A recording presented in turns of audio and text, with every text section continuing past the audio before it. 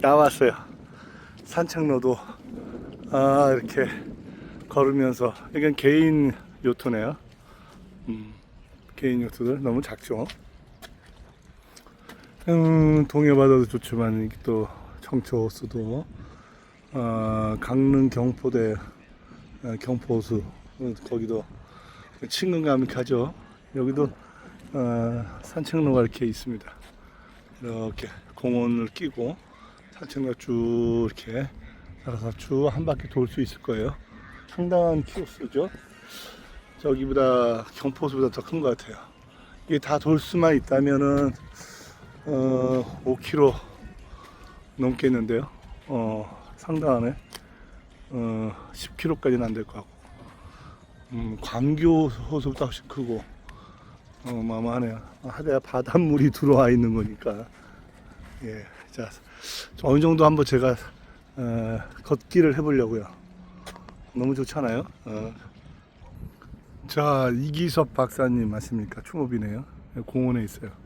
청초호수 바로 앞에 끼고 있는 공원에. 내용을 보면은 의사이고 여러 병원 병원장을 하시면서 의술을 베풀어 오셨다. 농어촌 산간 벽지까지 돌면서, 그뿐만 아니라 또 설악산에 대한 남다른 사랑으로 설악산 등산로도 개척하셨다고 하네요. 그래서 여기 밑에 보면은 산악연맹 서로에 이렇게 있듯이, 이분이 자기의 달란트를 이렇게 사회에 환원한 것처럼, 저 역시도 잠깐 간증을 하면, 어떤 그 민족 열사, 그런 우리 애국자들, 독립운동가나 또 민주 통일 열사들의 그 뜻을 개선 발전시키는 그런 민족적인 사명도 있지만, 그걸 떠나서 일반적인 분들에게 친근할 수 있는, 저도 이제 제가 이력을 말했듯이 산악회도 해봤고, 여행 동호회도 해봤고, 지금 기념사업회 하고 있지만 또 여러 직업들을 가져봤는데요.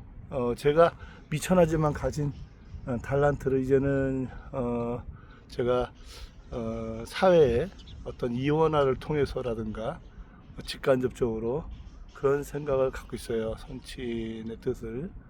또 이게 인류와 민족을 위한 길이 아닌가. 또 가정, 가과사 이런 걸 극복하고 또 본이 되는 그러한 유족 동지들에게도 좋은 일이라고 생각합니다. 저는 이제 여러 가지 달란트가 있겠지만, 남달리 제가 겪은 것은 이혼의 아픔이에요. 저는 이혼을 2번 했습니다. 우리 아들, 제가 12년 혼자 단독 치권을 키웠다고 했는데, 그게 2번째 결혼해서 했던 거고요. 그거를 12년 전에 이혼했다는 이야기입니다. 선치는 1974년도 조정명 통일혁명당 재건의 사건에 연루돼서 75년도에 사형 선고를 받고, 무기징역으로 감형되고 20년으로 감형돼서 17년 만에 가석방 되셨습니다. 7년 전에 재심을 청구해서 23년도에 고등법원에서 무죄 선고를 받았고요. 22년도에 그리고 23년도에 대법원에서 검찰 상고를 기각하면서 완전 무죄가 됐습니다.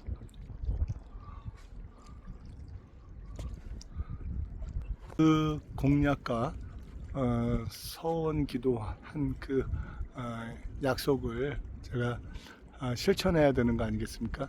그 목축 사업이 여러 가지가 있는데요. 그런 거를 실천해 나가는 게 또 제가 할 일이고, 그래서 기념사업회를 계속 반항구적으로 되돌려서 이어나갈 생각입니다. 이런 얘기를 왜 하느냐? 제가 이혼을 여러 번 한 것이 무관하지 않기 때문이거든요. 25살에 첫 결혼했습니다.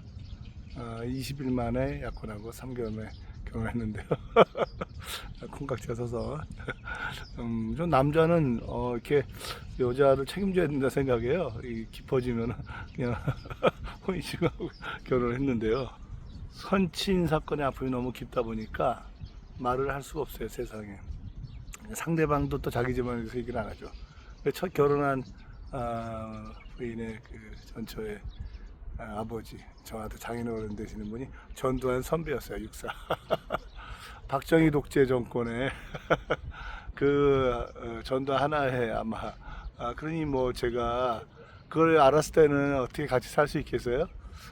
그런 기본적인 것도 모르고 그냥 그 보석상 제가 부사장이었는데 고객이었는데 친구 집들이 갔다가 이렇게 새벽에 공터에 나와서 이렇게 있는데 뒤에서 인사를 하더라고요, 고객이라고.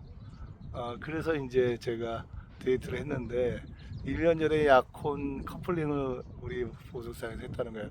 보석상을 3개점을 운영했었어요. 송파구에서 잘 나갔었는데요. 그런데 미사리까지 가서 깊은 대화, 심정대화 공감대를 해보니까 그 5년 된 반동거 한 그 대릴 사위에 약혼자가 있는 거예요. 사랑하냐니까 사랑하지 않는데요. 왜 그러냐 그러니까 자기 동창 동료랑 같은 직원 직장 동료인데 둘이 바람이 났다는 거예요. 약혼자가 있는 애를 자기 친구가 건드린 거죠. 자기가 더 이쁜데 이렇게 이제 건드리고 나서는 또 그걸 또 말한 거예요, 친구한테. 내가 네 약혼자 건드렸다. 그리고 그 약혼자 차버린 거죠. 그러니까는 이제 우리 전처는 약혼자랑 또 그 동창 친구한테 완전 배신감을 느낀 거죠. 그런데 장모 되시는 분은 5년 대릴 사이로 이렇게 삼았던 경제적인 도움도 많이 받았나 봐요. 그렇기 때문에 뭐 어떻게 할 수가 없는 거죠. 그러니까 혼자 방황을 하고 그 전차에 제가 백마탄을 왕제하라고 하더라고요. 제가 나타나서 도피를 할 수 있었던 거죠. 어떻게 보면 보복인 거죠. 그래서 삼자가 만났어요. 그래서 그 앞에서 아직 혼인 안 한 거니까 사랑 선택할 저기가 있지 않냐고. 이제 그분이 저를 선택하는 바람에 그 약혼자는 울면서 갔죠. 그게 25이에요. 그러니까 저는 그 당시에는 사랑은 쟁취하는 거라고만 생각하고 쟁취했다는 쾌감만 누렸어요. 그냥 뭘 몰랐죠. 철이 없죠. 예, 어떤 여성상에 대해서. 결혼하고 나서 이제 1년, 이렇게 2년 지나니까 여성상이 좀 바뀌더라고요. 그래서, 이 여성이 나도 저렇게 배신할 수 있지 않을까? 이런 생각이 갑자기 들더라고요. 그래서 물었어요. 나한테 왜 시집 왔냐고. 그랬더니 빵은 해결될 줄 알고 왔대요. 그러니까 도피, 보복, 정략 이런 걸 떠나서 그 집안도 우리 아버지를 사형 선고하고 죽음으로 몰았던 그런 집안인데 더군다나 그러하니까 같이 살 수 없다는 생각이 들어서 제가 어린 나이에 이혼의 노래를 불렀어요. 그리고는 8년 만에 이혼했죠. 그리고는 13년 동안 혼자 이제 잡념 안 생기려고 헬스장에서 3시간씩 운동을 했어요. 그러다 보니까 보디빌더가 됐죠. 거기 사장이 다 밀어주겠다고 대회 나가라고 막 그래서 선수까지 됐는데요. 30대 초중반부터 수영과 헬스로 몸이 다져지니까 얼마나 젊고 건강미가 있었겠어요. 여성들도 따르고 또 이제 여행동에도 이제 이렇게 산악회죠. 대형 버스로 산악회도 하고 뭐 이러다 보니까 13년 동안 혼인에 대한 또 트라우마 때문에 혼인에 대한 생각도 없었고 그랬어요. 그리고 뭐 계속 잘 나갈 줄 알았어요. 그렇지만은 IMF가 오고 고난이 왔어요. 그래서 부도도 나고 그런 가운데서 철이 들었는지 이제 세상식으로 살지 말고 주말에도 막 그 대형 버스로 이렇게 여행을 가고 그 주의 성수를 못할 때도 있었어요. 성가대 그 사역자인데 이제 마음 잡고 성가대 지휘를 하면서 제가 이제 성악 뭐 이런 걸 좀 했는데 지휘는 부전공이라 좀 약하니까 지휘를 더 배우려고 문화교실 이렇게 교수들이 하는 데를 갔어요. 그래가지고 제가 지휘를 배웠는데 그게 바로 우리 믿음이 제가 12년 키운 아이의 생모예요. 유학파였고 이제 교수였죠. 그래서 이제 제가 자기 제자 중 수백 뭐 1000명이 넘는데 제일 내가 갑이래요. 제일 훌륭한 제자래요. 그래서 이제 성가대 지휘도 하게 되고 자꾸 끊기는 거 사람들이 지나가기 때문에 초상권 때문에 그래서 지휘자로서 이제 각 성가대 이렇게 뭐 수술할 때는 제가 가서 해주고 또 제가 수술할 때는 와서 해주고 뭐 임신할 때는 또 제가 가서 해주고 뭐 이런 식으로 이제 서로 협력하고 시너지 효과도 있었지만 역시 몇 개월 만에 결혼한 거라 서로 성격을 모르고 했어요. 그러니까 아들 생모는 40대 초반 저기였어요. 만원 노처녀였어요. 성격이 와 공격적이고 남성에 대한 부정적인 게 굉장히 많은 거예요. 예컨대 옛날에 미아리에 창녀촌이 있었죠. 거기 율락녀들을 상는 대로 그 선도위원회 간사를 했어요. 그러니까 율락녀들과 많이 상담을 해준 거죠. 그 상담한 내용들 중에는 율락녀들이 이제 목숨을 걸고 거기 창녀촌에서 탈출해가지고 파출소에 가서 살려주세요 하면은 파출소장이 다시 포조한테 갖다 바치고 며칠 있다가 와서 자기를 따먹는 뭐 이러한 말도 안 되는 그 짐승 같은 그런 일들을 이렇게 상담을 해주다 보니까 남자에 대한 아주 부정적인 선입견이 너무나 심했어요. 그래서 제가 슈팅 센터 보디빌더 국가공인 이제 자격증 8개 있으니까 그거를 이제 운영하는데 그 12시까지 하거든요. 그럼 이제 국가대표 출신도 트레이너가 12명 있으니까 회식을 자주 해줘야 돼요. 안 그러면 딴 데로 가요. 근데 일요일은 우리가 교회에서 살잖아요. 지휘하느라고. 그러니까 쉬는 날이 아니에요. 그러니까 토요일 날 우리가 격주로 근무하자. 그럼 2주에 한 번씩 이제 토요일 날 쉴 수 있는 거죠. 그러면 그 전날 금요일 날은 이제 우리 직원들, 트레이너들 회식하는 날인 거예요. 그러면 12시에 끝나서 청소하고 1시에 이제 회식을 시작하잖아요. 그러면은 뭐 아무래도 이제 술들도 먹고 회포도 불고 하니까 2차도 가고 뭐 노래방도 가고 그러면은 뭐 한 5시 이렇게 돼요. 그러면 날 새고 들어올 수밖에 없잖아요. 그러면 그걸 용납을 못해요. 무조건 날 새고 들어오면 윤락행위를 한 걸로 간주하고 보복이 들어가요.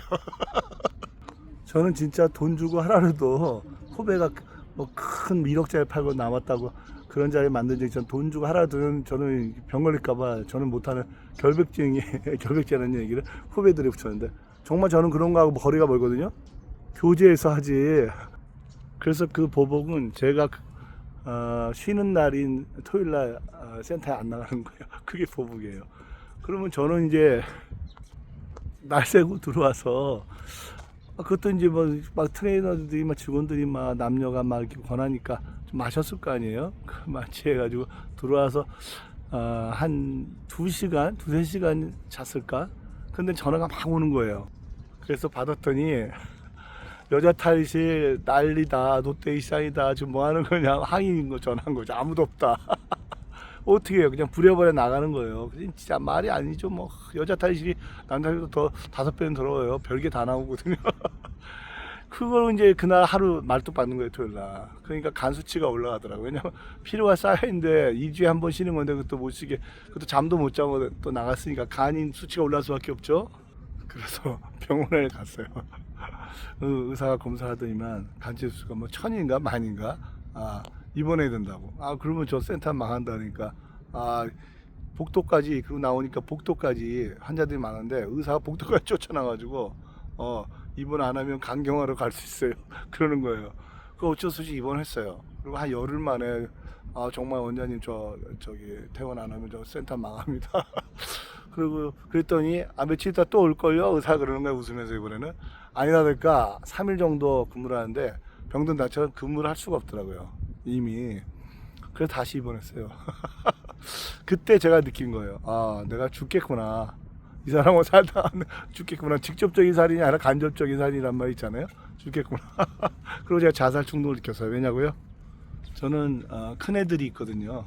큰 애들이 이제 하라 그래서 또 동생도 갖고 싶다 그래서 근데 이제 잘 사는 모습을 보여야 되는데 또 이게 이러니까 내 삶이 여기까지인가 보다.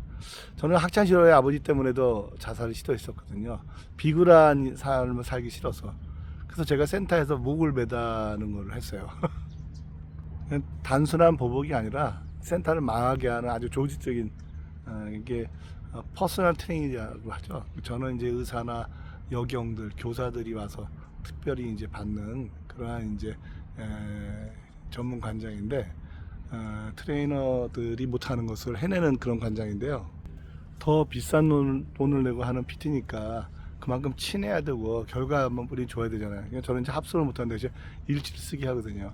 그러니까 이제 서로가 긴밀하게 이제 할 수밖에 없는데 그 꼴을 못 보는 거예요. 그러면 탈의실 들어가면 따라 들어가지고 조지는 거예요. 그 여자를. 그러니까 너 관장님 좋아해? 이런 식으로 조지는 거예요. 그러니까 그분이 탈의하고 집 가면서 36개 조한테 실장이었거든요. 실장 누구냐고 다시는 안 온다고 그러고 36개 조한치는 거예요. 이런 식으로 막 저 없을 때 그냥 100몇십만 200몇십만 PT 끊어놓은 거 그냥 환불 해줘 버리고 에어로빅은 팀으로 있는데 에어로빅 아줌마들 있는 데서 일부러 부부싸움 일으키고 그 센터 문 닫았어요 제가. 그것뿐이 아니에요. 그래서 살 수가 없는 거죠. 그래서 이혼하자고 안 해준대요.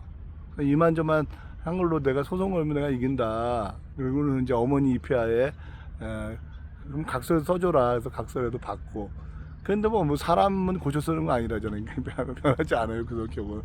제가 생각할 때 본인도 당한 게 아닌가. 그 간사만 해서가 아니라 그래가지고 결국은 그 각서들 모아놨다가 이제 이걸로 소송할 수밖에 없다. 약속을 어겼으니까 배신배약이다. 그래가지고 겨우 협의 이혼했죠. 남자가 이렇게 주도해서 3년간 이렇게 공들이고 주도해서 이혼하는 경우는 드물죠. 어찌됐든 간에 아이가 5살이었기 때문에 그때는 이제 엄마가 필요한 나이다 생각해서 양육권은 줬는데 면접을 해야 되니까 한 달 만에 이제 면접하러 갔는데 아들이 1,000원짜리 주면서 아빠 집에 놀러가 이걸로 기름값 하려나? 그러면서 집에 데리고 왔더니 들어오자마자 달려들면서 나 아빠랑 살래 그래가지고 제가 운명이다 생각하고 키우게 됐어요. 그때가 사실은 총칭이죠.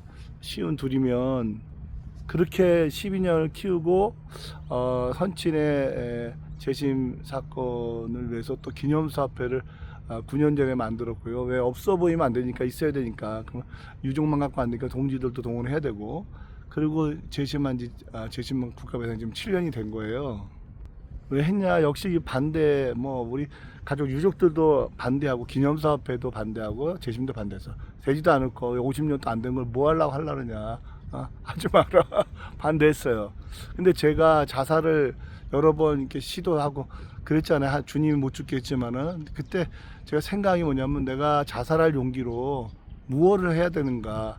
하나님이 그리고 이 집안의 한은 분단된 조국에서 운명적으로 탄생한 집안에서만 발생한 일이 아니라 많은 희생자들이 있단 말이에요. 그 마성 모란공원에 가보시면 알겠지만은 많은 희생자들이 있습니다. 그런 거에 대한 역사적인 일, 사회적인 일로 원통함을 해소하는 그런 일을 해야 되겠다. 되든 안 되든 간에. 근데 하는 과정에서 이렇게 법원과 검찰청 사이에서 56자 기자회견 시위를 하고 그러기 위해서 여러 가지 과정들을 통해서 우리 누나는 그 무죄 나오고 안 나오고 이런 과정들이 이런 우리 한을 이렇게 발언할 수 있다는 자체, 순환 시위를 할 수 있다는 자체, 이런 모임 통해서 이렇게 인터뷰하고 할 수 있다는 자체가 해소가 된다.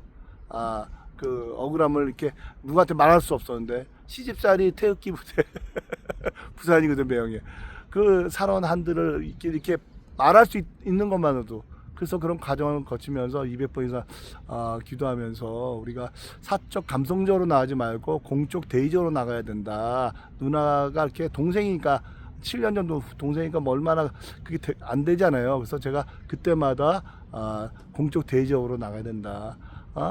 할 수만 있다면 무죄 나오고 우리가 명예회복되면 좋지 않겠냐. 좋대요. 그러려면은 그동안 50년도 안 됐는데 기적이 일어나야 되지 않겠느냐. 그러면 기적이 일어나려면 누가 해야 되냐. 주님이 해야 되는데 주님이 보시기에 좋으려면 어떻게 되냐.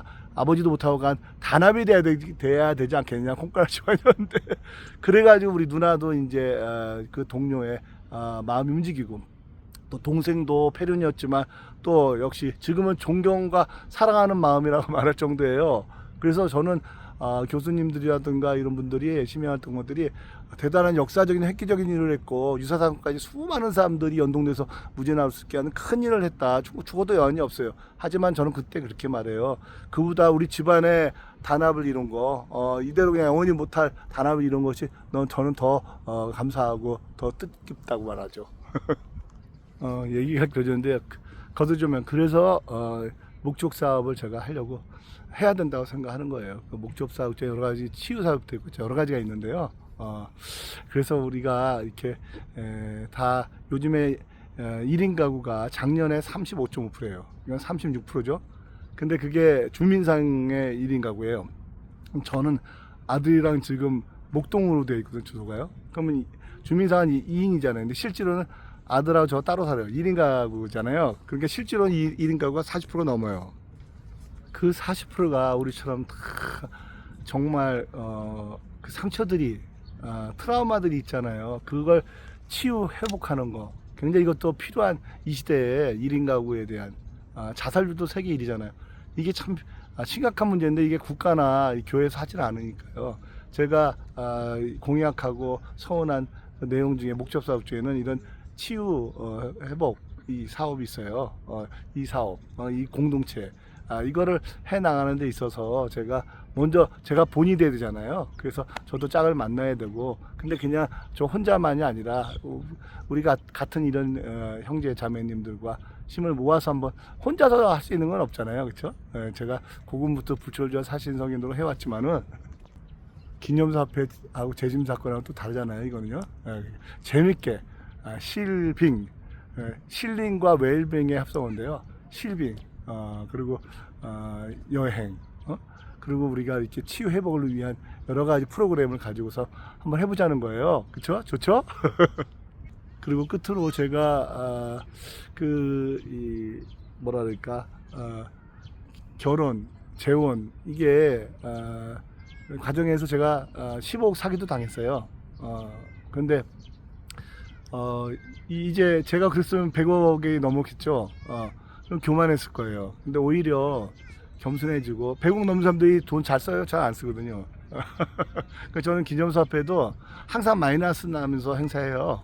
그러니까 이혼해서 이제 저는 짝을 만나면 이제 동지들이 돌아가면서 2, 3년씩 회장하고, 저는 그냥 이사장으로 뒤에서 후원을 하고, 그러면서 이제 제 개인사, 오직 제가 이루지 못한 제 개인사 결성가죠. 이거 행복하게 사는 모습, 본이 되는 모습, 이거 여러분과 함께 하고 있습니다. 감사합니다. 두서없는 여기 산책로라 사람들 왔다 갔다 해도 이게 집중해야 돼.